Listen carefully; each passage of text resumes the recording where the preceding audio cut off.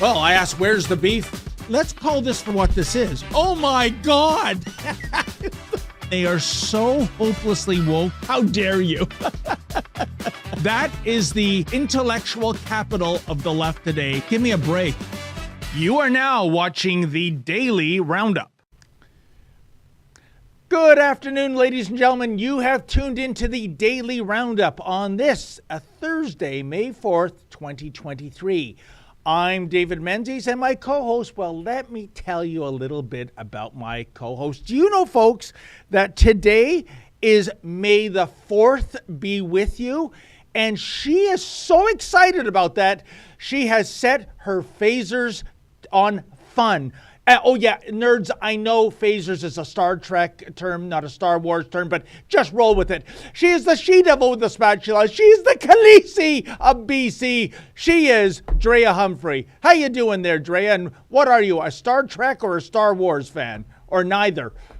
I am neither, I'm ashamed to I say. knew it. I do remember like family members watching it and me like just playing with Barbies hidden in the corner, but my brothers are big Star Wars fans, so I've seen all of the Star Wars stuff. I just had a feeling. I harken back to high school. none of the cool girls were into science fiction for some reason, and you're proving that hypothesis. But we have a certain head honcho in Ottawa who seems to be really into Star Wars. We'll get to that in a second. But what are the ground rules, such as they are, Drea, in terms of what we're ostensibly trying to do here today? Well, welcome everybody to the Daily Roundup Live, where we go over the latest current events in this crazy world and we take you with us. It's pretty interactive because you guys have the opportunity of joining in, and you can do so on Rumble or Odyssey. If you go there, there are live chat options where you can comment in, give your advice or comments about what we're discussing in the latest news.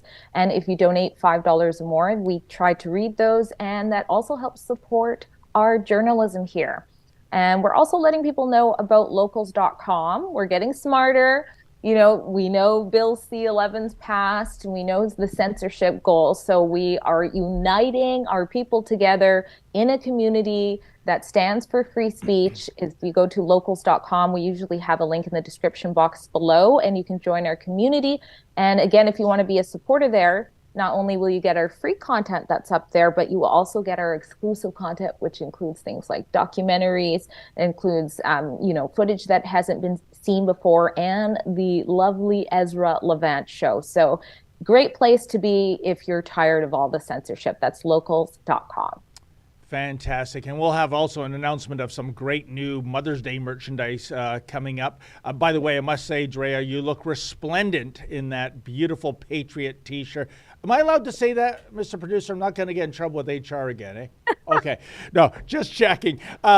So, as teased, our part-time drama teacher / full-time prime minister, that would be Blackface himself, he evidently had a very important message for Canadians. Why is my spidey senses already tingling? Roll it. Oh, there's no audio. Okay. So it's just him. Boy, this is really bad TV, isn't it? So this is Justin Trudeau's big reveal in terms of a very important message for Canadians. It is, May the 4th be with you. Wow.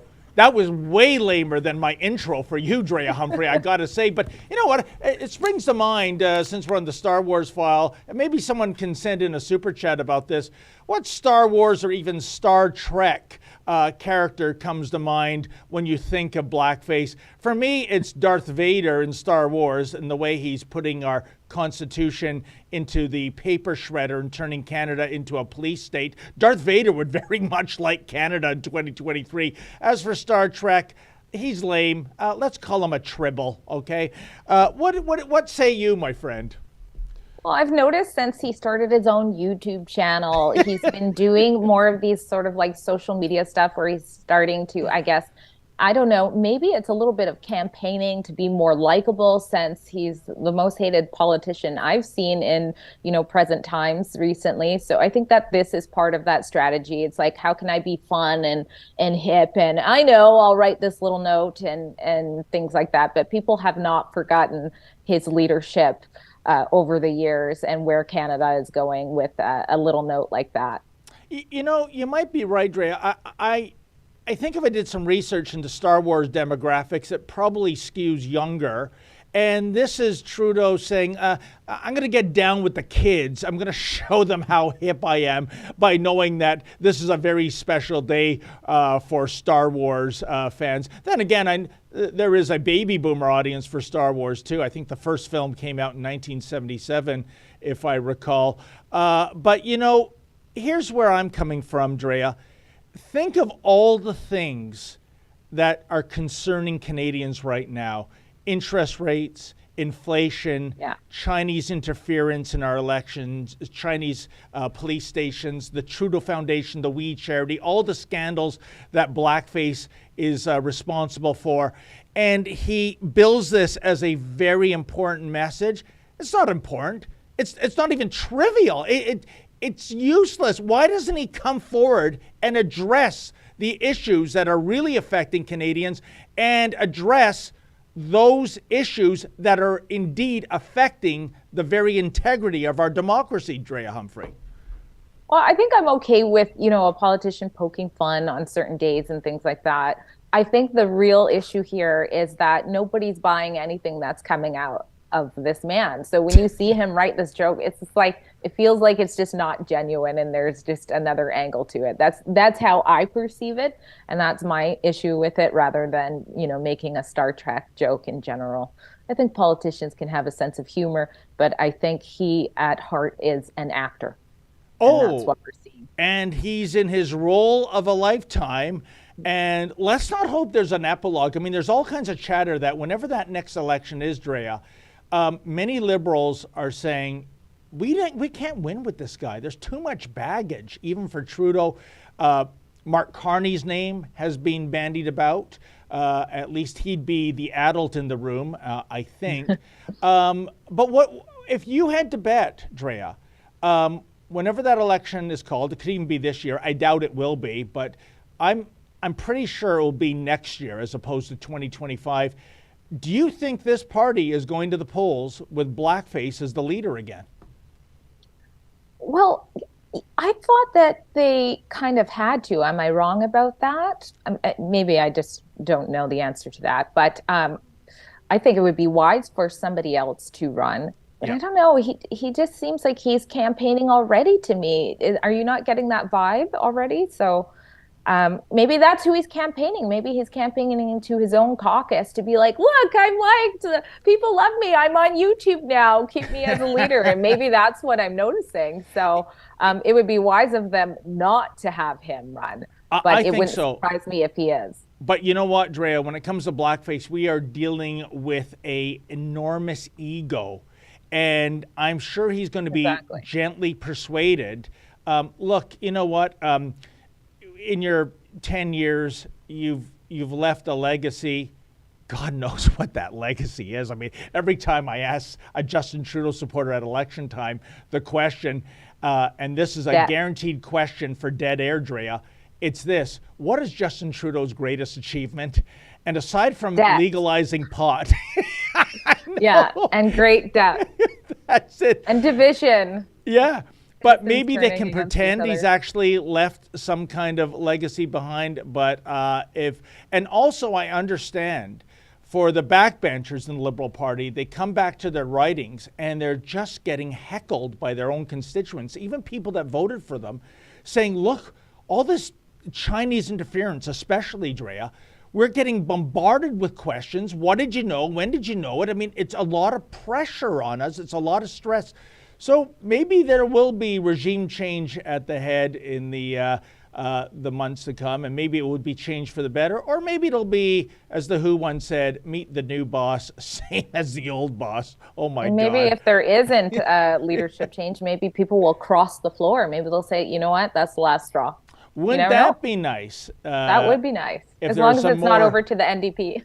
Yeah, like my MP, Leona Alislev, in the riding where I live in Richmond Hill, although she crossed the floor for the wrong reasons, Drea, that riding is typically a swing riding, and she guessed correctly that in 2019 it was going to swing conservative. And so she crossed the floor the year before and got elected.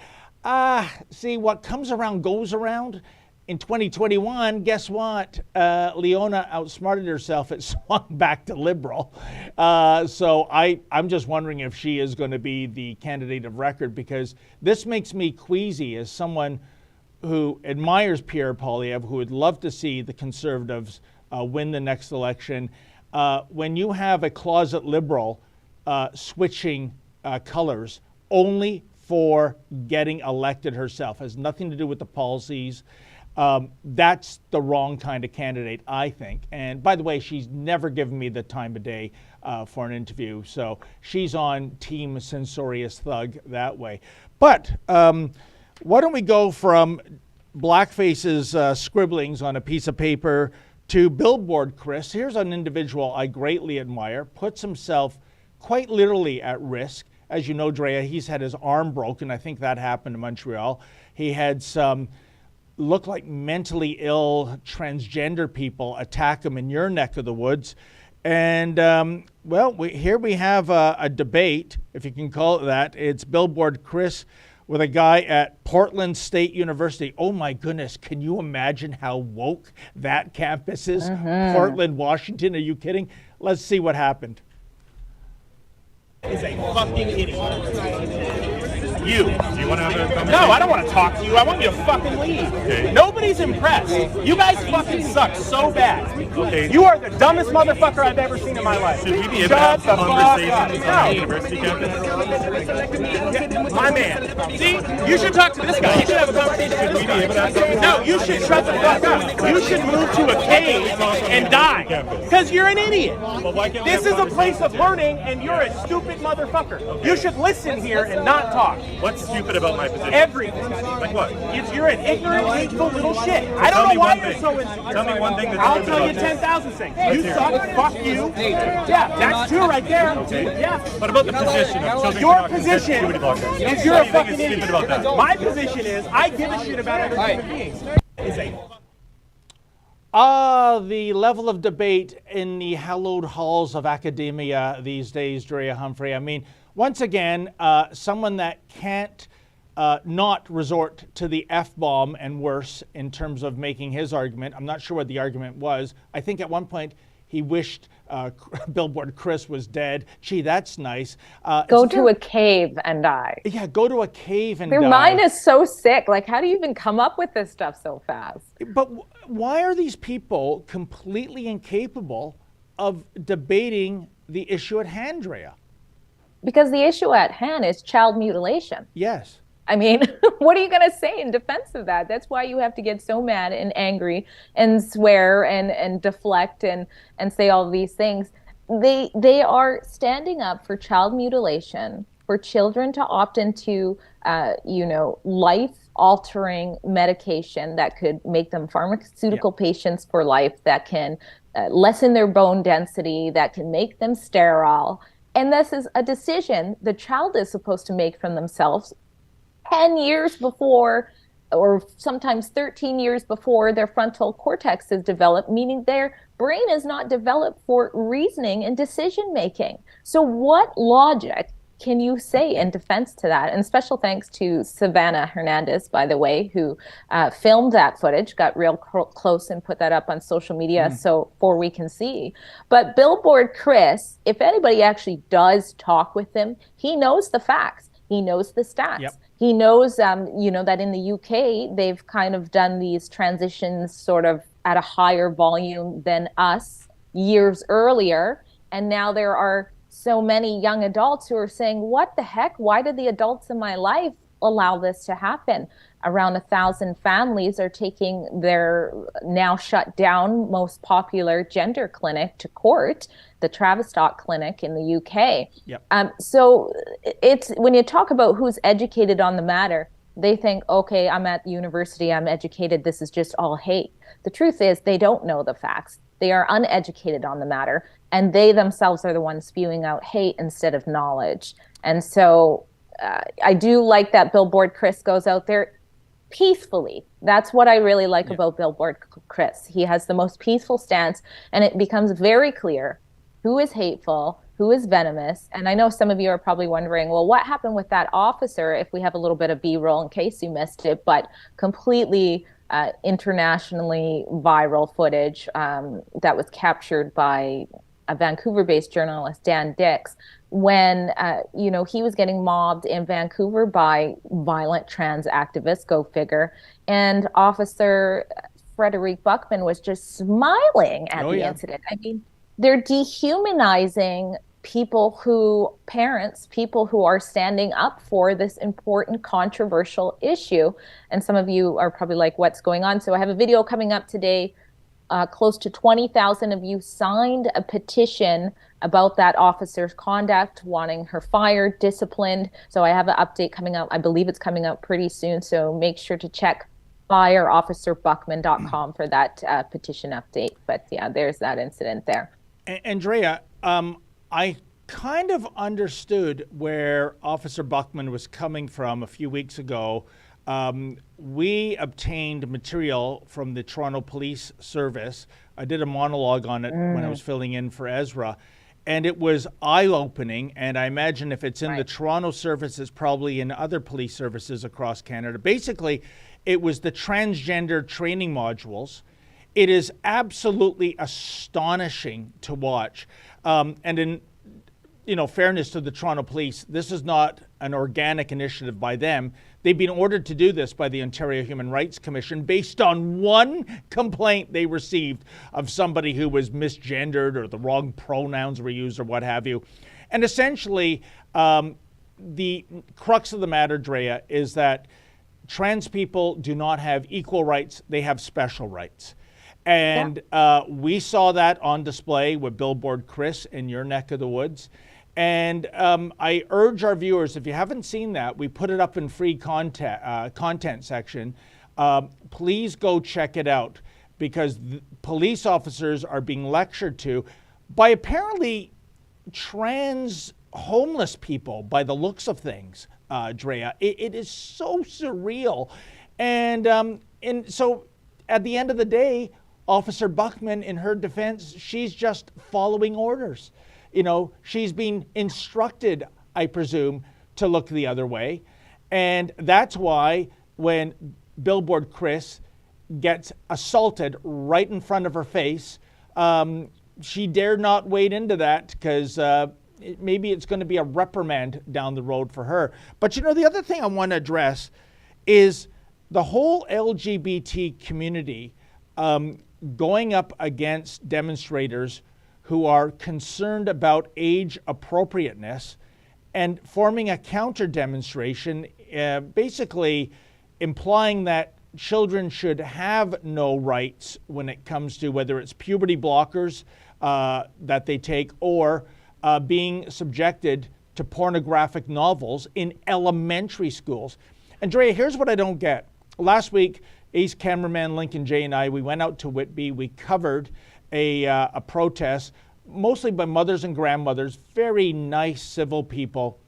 And they were on point. They had a list of books in the Durham district, including the school they were at, Colonel Farewell. And it was downright pornographic. I'm not even going to read the passages, but it involved sex, oral sex, masturbation, you name it. Here's the thing. There was a counter demonstration denouncing these people as haters, bigots, transphobes, homophobes.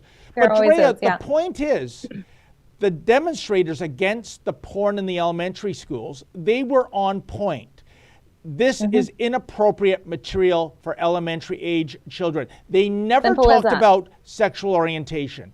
They never talked about gender identification. So for this community, the so-called love trumps hate LGBTQ mafia, you are on the wrong side of decency and, dare I say it, history. If you're making a stance that children should be subjected to pornography, you are on the wrong side ethically, morally, and perhaps even legally, because this group wants to challenge the legality of this material getting into our schools, Drea. Well, I know here the Anti-Hate Network has put out just a little blurb and accused people of being anti-LGBTQ or, hateful when they are protesting the same thing out here in BC. So I think part of the problem is people just trust organizations like that. They just think, okay, well, they must have done their research, and they're not seeing the images in the books themselves. And then when you confront them, which I have done sometimes, they quickly, they don't have the fight in them anymore, usually. Even if they still act like they're on the other side, you can see they go home and they're probably like, I'm not coming back to one of those things. So that's the real thing. So the troubling thing are the school trustees, are the teachers, are the ones who actually know, who have seen this footage and still say, no, this is okay. And not only this is okay, they still think you are spreading hate by not wanting this in there. That's the craziest part to me. It's unbelievable. And the most concerning. Andrea, a heads up to our audience that might be in the Greater Toronto area, on May the 15th, that's May 15th at the Durham District School Board, they are going to vote on a motion which is going to make it well, I can't say illegal, but questions will not be entertained, no ifs, ands, or buts, regarding anything to do with sexuality in the school. Whether it's 100%, whether it's shared bathrooms or pornography for elementary school students. I have been told this is going to be one hell of a cage match. There is going to be more than 1,000 concerned parents trying to pack into this school board meeting. And hopefully some trustees will get a whiff of what's in the air and say, nope, this material is not age appropriate. We're going to pull it. And we're a publicly funded school board. We're not supposed to be censorious thugs. We're not supposed to... Or political. Exactly. So May 15th at the Durham District School Board, that is going to be extra special. One more video we should get to before an ad break. I'm going to interrupt with two chats that we have, because they're to what we spoke at the very beginning. And so for those of you just tuning in, you can live chat with us to be a part of the show on Rumble or Odyssey. And in the beginning, we were talking about Trudeau's May the 4th be with you. And David had asked people who they think JT, Justin Trudeau's character, would be. So, and Mark donates $5. Thank you very much. And says JT is the Borg Queen. Oh, good one. And you know what?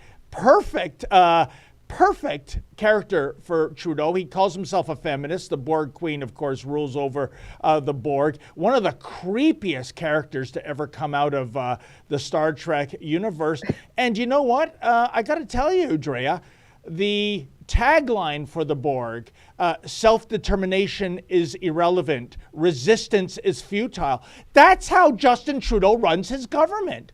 With the gun grab, with Bill C-11, and everything else, it's all about dictatorial control. So what a fantastic comparison.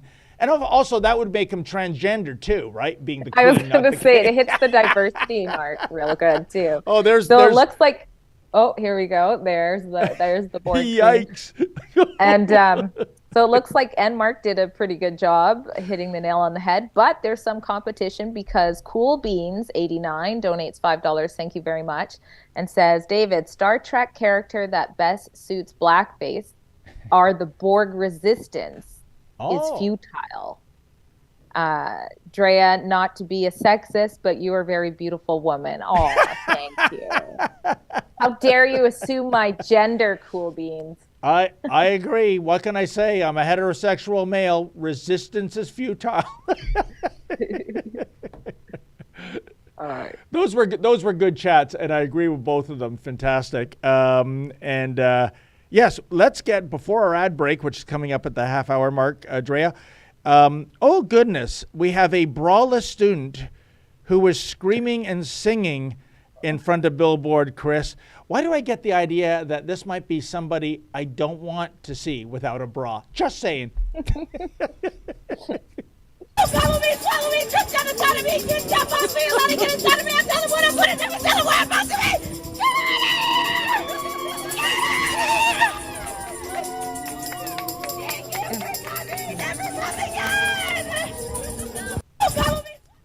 And of course, it's the violent, disgusting WAP Cardi B song that's being sent. Like, is this the best we have of university now? What is happening when this is the minds that are coming out to a simple debate, if you want to call it?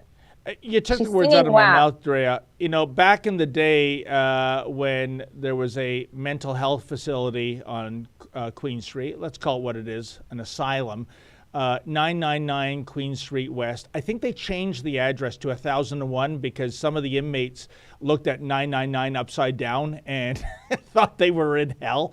But I digress. What I'm getting to, Drea, is that person acting that way as an adult, as opposed to a 3-year-old toddler having a freak out in the toy section of Walmart, would have been brought into a rubber room for her protection and ours. I guess what I'm saying is, let's make insane asylums great again, shall we? Let's get those things open. Oh, I know. It's something. Oh, my goodness. And why don't we take a quick break right now, as we must, and we'll get back on the other side with, oh, my goodness, this has to be a misprint. CBC was involved with some kind of blackmail? My goodness. From their sugar daddy blackface to carrying out blackmail. That's a lot of darkness for our public broadcaster, but let's check out this ad first. The media said that Canadian truckers were Russian agents controlled by Vladimir Putin. Justin Trudeau called them extremists. The small fringe minority. We are here out of love for our families, our communities. And the government put the country under martial law to stop them. But what's the real story? If you can't see the future in clear outline right now, you're not paying attention. But the truckers in Canada can. And I want you to know that I am not afraid. For the first time, the woman at the heart of the trucker convoy speaks out. Hold the line. Tamara Leach, passionate organizer, loving mother and grandmother, proud Métis and proud Albertan, and defiant political prisoner jailed for daring to criticize the government.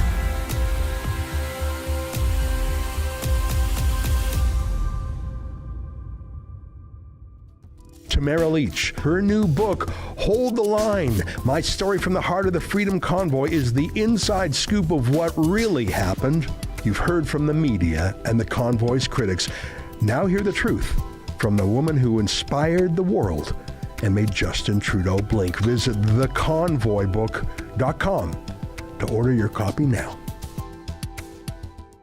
If you want to look good and shine like me, you can do so at our store. Go to ribbonnewstore.com. On this website, you have so much different style to wear, as this one, my favorite one, Justin Castro.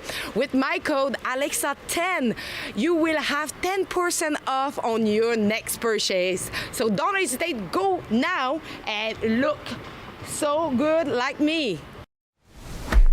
Have you checked out the fresh new swag we have at rebelnewsstore.com, like this nifty resistance trucker sweater? We have warm, cozy sweaters, t-shirts, mugs, hats, phone cases, you name it.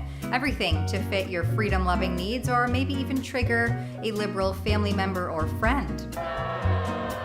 And for a limited time, you can use code TAMARA10 at checkout to save 10% off of your total order. So head on over to rebelnewsstore.com, check out all of our new designs, make some purchases, and use code TAMARA, that's TAMARA 10 at checkout for 10% off your order. Head on over, check it out.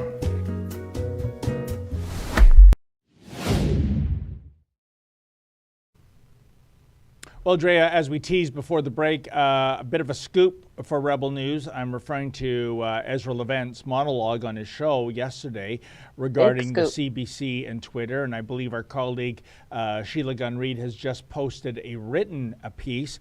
And here's the Coles notes.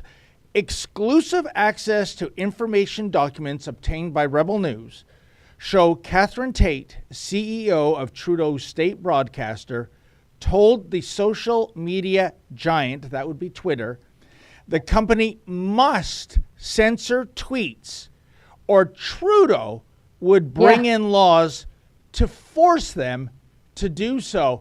Are you disturbed by this entitlement as I am, Drea? So disturbed. And you have the CEO over in New York working with Trudeau. It says in the article Sheila put out today, I guess, Tate also hinted that CBC was working with Trudeau government to remove the flow of hate. Of course, it always has to be labeled something like that. This should concern all Canadians, and I guess, you know, other countries too, because if it can happen to Canada, it can happen to anybody. But this is the sign of a dictatorship. What is that? You better fall in line, or else we're coming for you with laws that will hurt your business. Because let's face it, if a government says we're going to put laws that force you to do business the way we like it, that hurts that company's pocket or money too, right? So, wow. It is a wow moment. Standards. And you know, it's confirming, Dre, our suspicions in regard to the fix being in with the CBC, that they're beholden to sugar daddy blackface. And imagine the chutzpah, the sheer unmitigated gall of forcibly taking more than $1.2 billion of our tax money. We have no say in that. And then going to the Prime Minister and saying, oh, you know what, there's some people out there with political wrong thought, and we want them punished, and we want the social media platform that is the conveyance of this wrong thought punished as well. This is Banana Republic stuff, Dre. I mean, I know we don't grow bananas in Canada. Let's call it a maple syrup republic. But this is dictatorship 101. It is. And Elon Musk did respond to one of Ezra Levant's tweets about it. He said the CBC said they were working with Trudeau to pressure Twitter to censor users. What's the possibility of a Twitter files document release in Canada to clear the air? Wouldn't that be great to see? Oh, yeah. And Elon Musk responded with interesting. Yeah, I know. It's like a and Bond again, villain, eh? Right. And who's been complaining about Elon Musk, his Twitter saying, you know, government funded media? The CBC. Yeah. This is exactly who they are. And it's all coming out. And, you know, I hope more Canadians find out about this, because anybody who wants just the simple news, the truth, needs to know. You know, it's amazing, too, to see how the left has turned on Elon Musk. He was one of their heroes just a scant 18 months ago. Oh, he's making electric vehicles. He's going to save the planet. No carbon footprint here. And then, oh, he's what? He's a proponent of free speech. Oh, what a horrible person. Ooh, boo, boo, Elon Musk. It is unbelievable. The left is, you know, and again, Dre, we've talked about this so many times.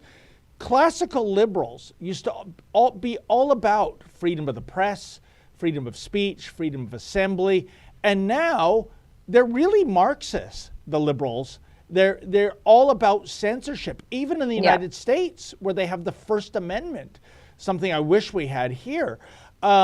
It's just, and when we get documents like this, like I said, we really see their agenda, don't we? And it's not pretty. Well, yeah, classic liberals are being called far right now. So No, I've met many of them. They're like, what? But if you're a classical liberal, you're a conservative now. Exactly. Yeah. And this is why, you know, back to the CBC thing, this is why fighting C11 is so important. Right now we're showing documents about that as well. And I think we have a campaign. I mean, you can go to this article with Sheila, but I think we also have like a direct URL about C11, Stop C11 as well. But this is the fight of our lives in Canada. I truly believe that, because my question is, you know, once the whole pretending this is about supporting Canadian musicians is over and they get to the actual purpose of it, what is in plan? Why did this need to happen? What is coming next that they don't want Rebel News talking about to the people? That is of great concern. Yeah, and the big boss man, he adroitly laid out the strategy. It's a four-pronged strategy. Some of those elements include signing our petition. When this Bill C-11 hearings, when they do the whole town hall tour, pack the joint and voice your concerns, even though they might not listen to you, but at least, you know, don't bend the knee. And thirdly, donate for the legal challenge, because all the other stuff is just words. But this is where we hope to shine. Get a very good lawyer and argue the merits. And all we can ask is a fair-minded judge, because I think the case is fantastic. Happened before. It's happened before in our cases, so we'll just pray again. 100%. But Drea, as Ezra's mentioned, we're looking at $500,000 to get this ball rolling. And it's going to take years, because that's just the way the legal process worked. But we can't bend the knee. This is too important. You're right. This is the fight of our lives. Not just our lives. Anyone at home that is enjoying what's left of the freedoms in Canada, this is a major fly swatter to that, and it's got to be disarmed. And case in point, CRTC considering banning Fox News from cable packages. Oh, Why would? Oh, I see. Well, it's an LGBT rights group. Oh, of course. Aren't they happy? Tucker's gone. What more do they want? Oh, I guess it's like sharks smelling blood in the water. We got rid of the head honcho. Now let's get rid of the rest. We already can't get Fox News Nation in Canada for some bizarre reason, and now they want to get rid of this now. So, what is it? Why are the LGBTQ unicorns trying to shut down Fox News? What's their problem? And really, if there was a problem with Fox News, Drea, the answer is not shutting down an entire network. It would be, if you had a case, and they don't have any case, bring a matter of defamation before the courts, or slander, or libel. Right. But they don't have that. So they just go to Blackface's media watchdog, the CRTC, and say, oh, off with their heads, please. No, we are not going to acquiesce to a percentage of the population that is what, Drea? 0.00001%. Again, let's make insane asylums great again. And I'll tell you another thing. You can understand now, Drea, that why there are new organizations forming, such as Gays Against Groomers and LGB without the T, because they're waking up in that community and going, these trans people, they don't speak for us. This is lunacy. And I feel sorry for the trans people that also want to be out of the trans community. I agree. Because there's them as well. They're like, no, don't separate me with this crazy trans agenda, because I'm not having that. There's just so much to unpack there. They say that if you're confused on who's lying, it's usually the person trying to silence the other person. And there's a reason because of that. If someone is lying and you want to prove that they're lying, you want them to keep talking. You want them to slip up. You want them to be heard, so you can say, look, this is what they're doing. And like you said, take it to court or even discuss it and say, look at what this is happening. But they don't want that. They don't want people hearing from Fox, because they don't want them hearing the other side of the story and then knowing the truth. That's all this is. Andrea, let me tell you something. Don't put it past the CRTC to act on this. I speak from personal experience. As you know, many of us at Fox, at Rebel News, such as our founder, CEO, and president, Ezra Levent, we were made refugees from the Sun News Network back in 2015. If the Sun News Network was still in existence, there would be no Rebel News. We'd all still presumably be employed there. But the CRTC, Drea, denied us the license we needed to stay alive. It was a license given out to so many other specialty broadcasters whose content was basically recycled sitcoms from the 1980s.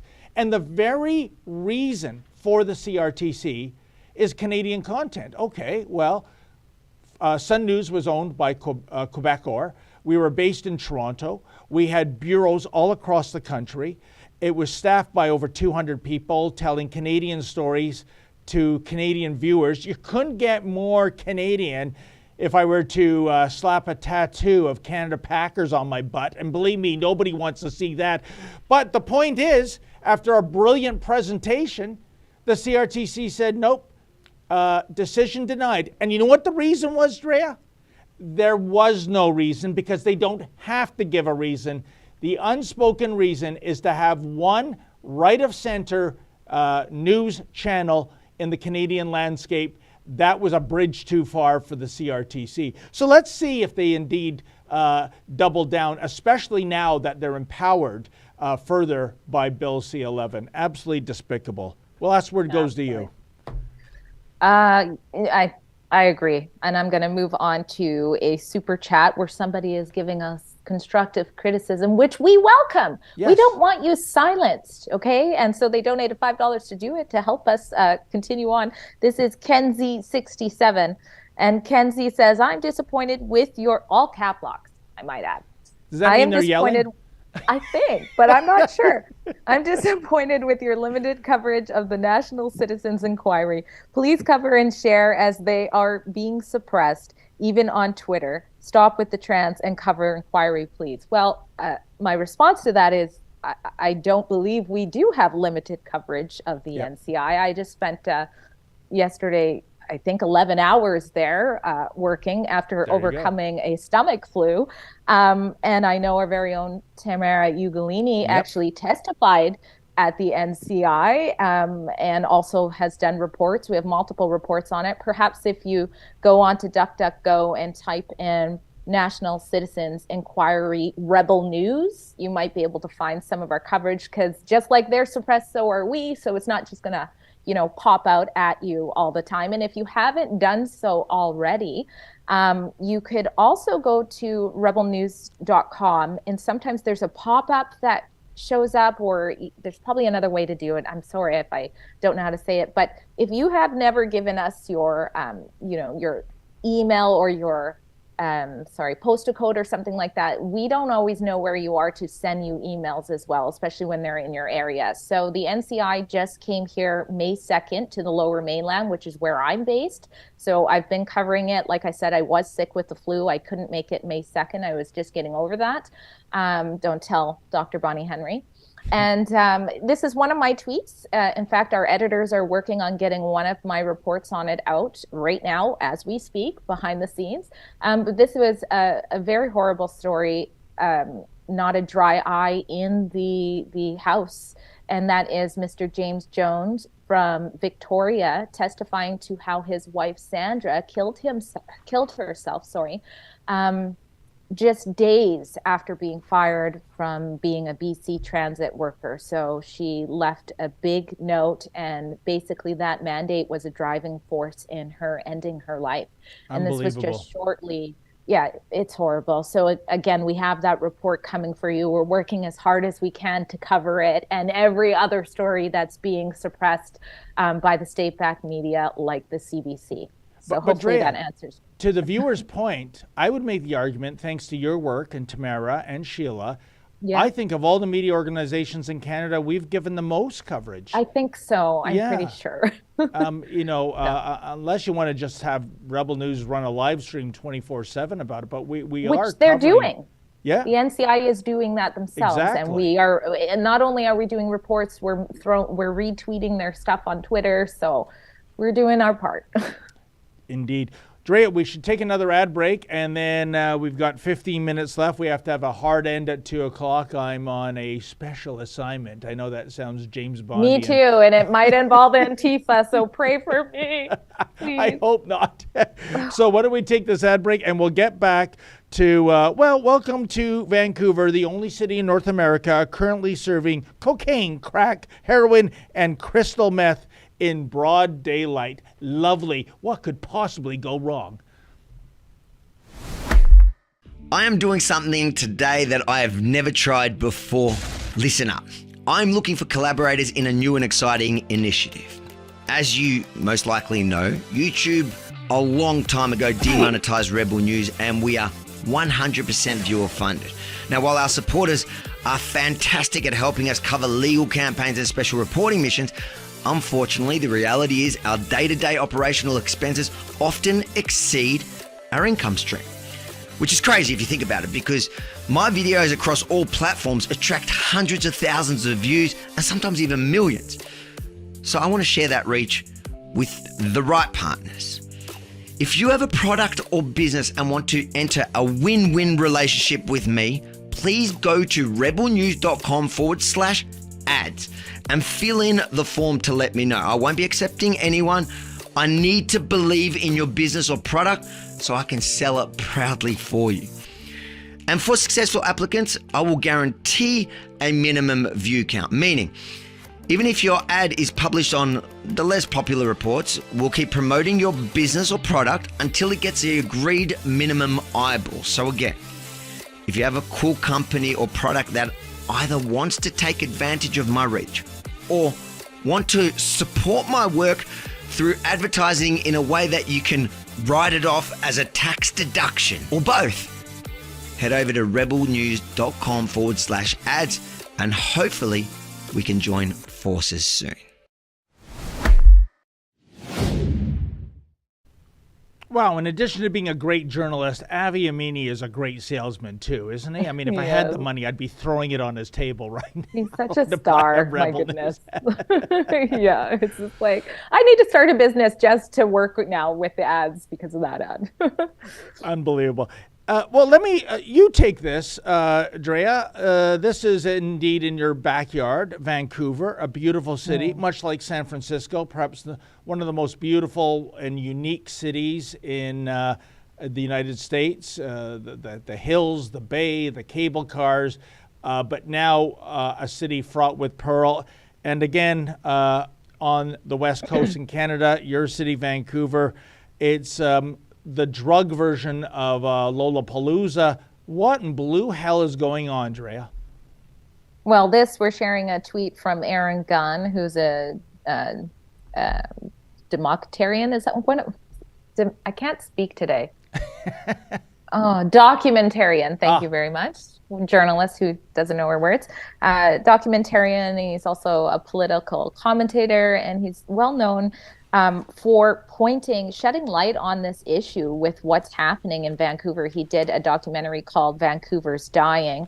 And this is him, I guess, standing in Vancouver saying, "Welcome to Vancouver, the only city in North America currently serving cocaine, crack, heroin, crystal meth in broad daylight with no consequences from the city or police." And that is true. I mean, this is the hub of where you can see stuff like this. So he's got a sign here where it's all for sale there. Look at that. Crack cocaine, $20, 1.5 points. I mean, you can have kids walking right by there who have never even heard, what's a point. And now they're going to be Googling it and stuff like that. And you've got MDMA down at the bottom. And what is that? There's a lot of people who think everything that's happening with the legalization of drugs here is just the greatest thing. But how does that help people in addiction? I've worked for years with people in addiction. That's not going to help them at all. The reasons why they're addicted are not because they could not access drugs. Yes, some of the drugs that they're accessing are unclean, but just because they're going to get clean drugs over here isn't going to stop them from getting unclean drugs over there. So it's very frustrating, and I'm glad he's shedding light on it. 100%, Drea. It is really throwing gasoline on a fire. If you think you're helping addicts by accommodating them, by enabling them, no, you're not. You're sending them down a horrible spiral, perhaps even to their death. Drea, in March, Alberta Premier Danielle Smith was in Toronto to receive an award. I went to that dinner. And it was amazing. She talked about how Alberta is doing the polar opposite approach of British Columbia, that they've surprise. Oh, yes. Isn't it something? But the program is basically police officers going to drug addicts on the street and saying, listen, you've got two options. We can arrest you and put you behind bars for what you're doing, or we can put you into a program. And it was an amazing program. Premier Smith talked about it. It's like a dormitory where these people get clean, where they're taught the basics, how to shop. They are responsible for the cleanliness of the dormitories, and a community is established where these people, addicts to hardcore drugs, actually get off the habit, get clean, sober up, and become, members of society again, not dependent on that. That's what it's about. Yeah. So I ask you, which system, folks, would you rather have? We enable the drug addicts to have no future, or we help clean them up so that they do have a future? And I mean, it's really odd, isn't it, Andrea? Why doesn't this program extend to alcoholics? I mean, what if you lost your driver's license because you had a DWI conviction? Why don't we, find out who these people are and bring them bottles of scotch and bourbon to their house so they don't have to drive, so we don't put the public at risk, because obviously they can't get by the day without having a couple of hits. This is what I don't understand, why the very worst addictive substances are being accommodated by the state. And so this one is, so BC is, I guess, decriminalizing and allowing the sale of some drugs. But this one in particular is a little bit unique, what we're seeing this sign here. So it's a Vancouver man who has opened the only known brick and mortar store in Canada and I'm going close, and the US that sells these things, these drugs. And so he has opened this drugstore on Wednesday in Vancouver's downtown east side, which, if you're unfamiliar with that area, is not a pretty sight. A neighborhood that's long been considered ground zero for Canada's overdose epidemic. Very true.